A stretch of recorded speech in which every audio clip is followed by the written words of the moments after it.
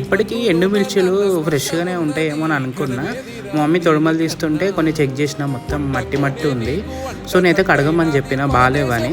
So నేను రీసెంట్గా యూట్యూబ్లో కూడా ఒకసారి చెక్ చేసిన, వాళ్ళు మిరపకాయలు కడిగి కూడా ఎండబెడితే బాగానే ఉంది. సో మీరు కూడా ఇది గమనించండి. అంటే అన్నిటికైతే మట్టి అయితే ఉండదు, మ్యాక్సిమం అందరు తొక్కుతారని తెలుసు. చూడండి ఎంత చెత్త ఉందంటే, ఆ తొడిమలు తీసిన తర్వాత అదంతా చెత్తే. ఒకవేళ పడితే మాత్రం మొత్తం చెత్త అంతా మన కడుపులోకి పోవు. సో మీరు కూడా తీసుకునేటప్పుడు కొద్దిగా గమనించండి.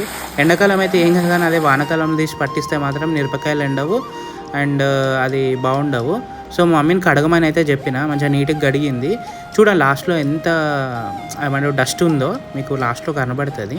సో మన ఛానల్ అయితే సబ్స్క్రైబ్ చేయడం మాత్రం మర్చిపోకండి ప్లీజ్. తేట తెల్లగా కనబడుతున్నాయి. ఇంత దుమ్మ ఇంకా మన చేతి పోయింది ఇంకా అంతేనా.